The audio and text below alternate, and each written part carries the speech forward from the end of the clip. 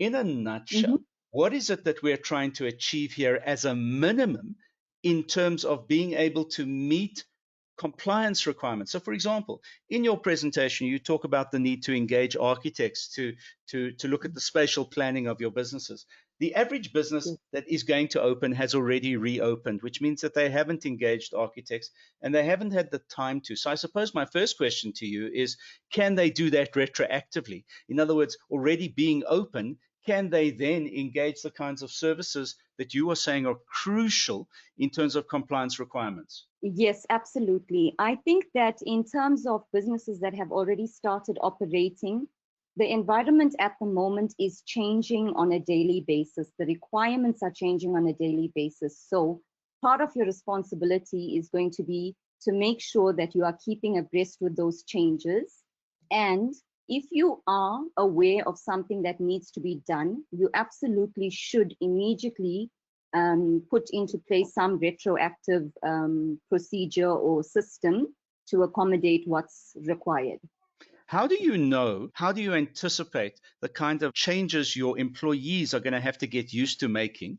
And more importantly, do you negotiate this with your employees, or do you simply say that this is the way things are working in the business, take it or leave it? Hi, Ivo. It's Mithen from Pure Safety. Hi, I'd Mithen. like to come in and just clarify in terms of occupational health and safety. So, I mean, the first thing that you need to look at is obviously, basically, understanding your business profile and exactly, what are the needs of the business and how we're actually going to go about implementing it, right? And understanding your risk behind your business operations, we would need to then develop a risk assessment based on your activities, and then from the risk assessment further develop safe working procedures, that would highlight that would highlight the control measures that would be implemented by the employer. Can I ask you So this? Can I ask you this, yeah. guys? So the Department of Employment and Labor have produced some risk assessment guideline documentation, and that was distributed this morning to our friends on our WhatsApp groups. They've Yeah. also come out with a health assessment guideline as well, which I thought was quite a good distinction from a risk assessment guideline for the workplace. Yeah. And both of those have to be completed.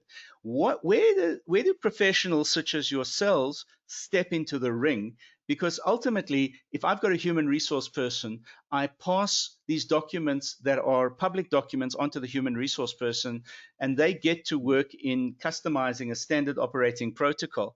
But where, in fact, then do the people who work for me, my HR people, etc., how do they get involved in the process? And more importantly, where do they draw a line and say we cannot take it any further? We have to get hold of people like at Maya Architects to get involved with us. Where is that dividing line in terms of the regulatory and the legislative requirements which are currently in place?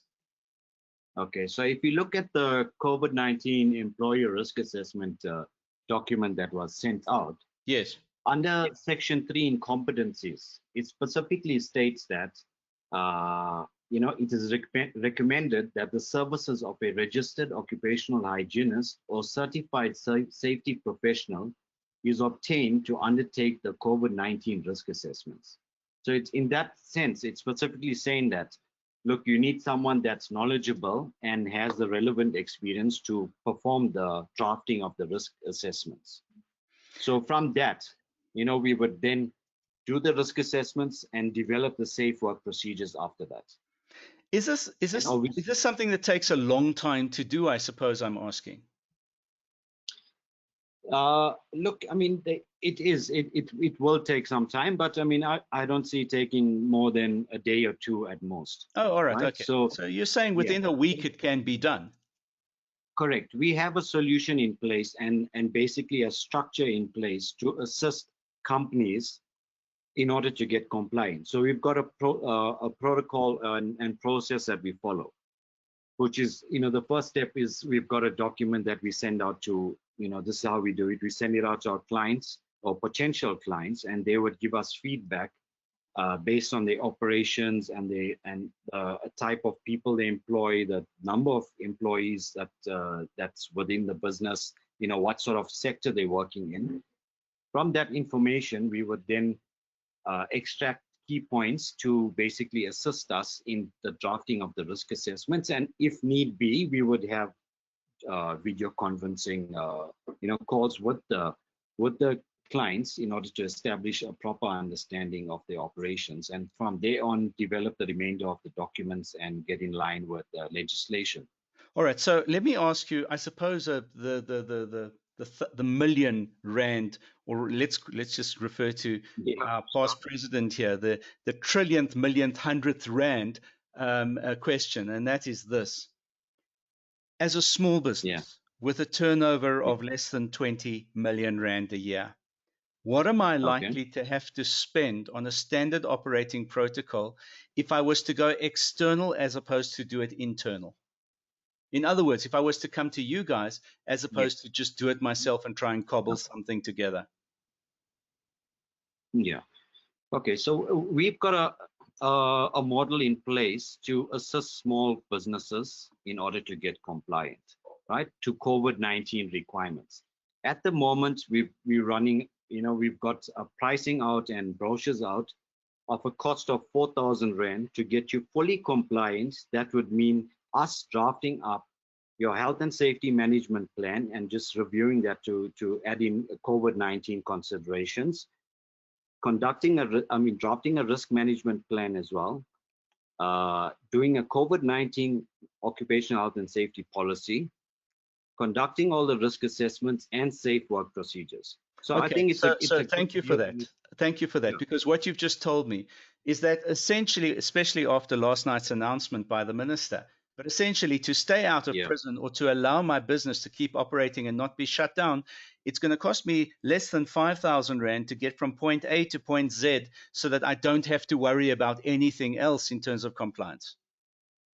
100%. And we would draft up all the relevant documentation. We're up to date with everything that's coming up right now. We've also developed a health and safety awareness poster range that you can put up in any workplace. And it's also developed to be inclusive, which would cater for persons with disabilities as well.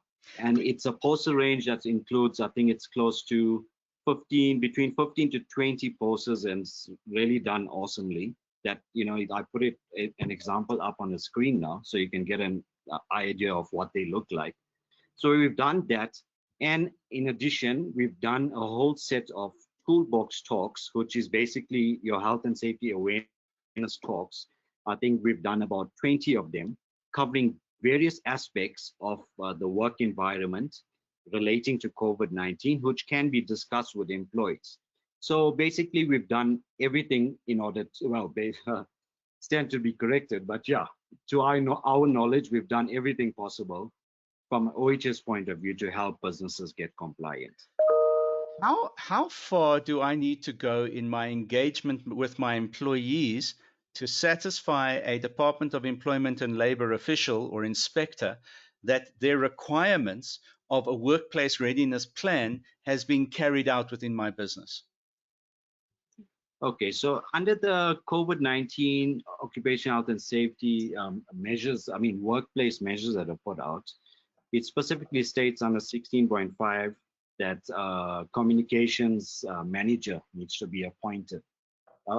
Basically a manager to manage COVID-19 compliance for the employer. So in our document that we will be circulating, there would be some additional clarity based on those items as to how businesses will go about managing that compliance. I'm not sure if I've answered your question then. No, I think you have. I think you have, and we look forward to those directives then. All right, so guys, look, I think that for me, it's a no-brainer for a critical mass of size business. It's a no-brainer to say spend the money so that you can essentially be compliant, or at least spend the money to get to a point where you can take it internally and continue with the process of remaining compliant, because I think that that's the critical issue here. Does your resource tool kit deal with the issue of referral. In other words, when do I know I've got a problem with one or more members of staff that I'm going to need to refer out for either additional medical investigation or for quarantining within my workplace, etc.? Is that included in your pack? Correct. We have developed some sort of directive in terms of what is the procedures for suspected and confirmed cases and how the employer will actually deal with it. Okay, fantastic.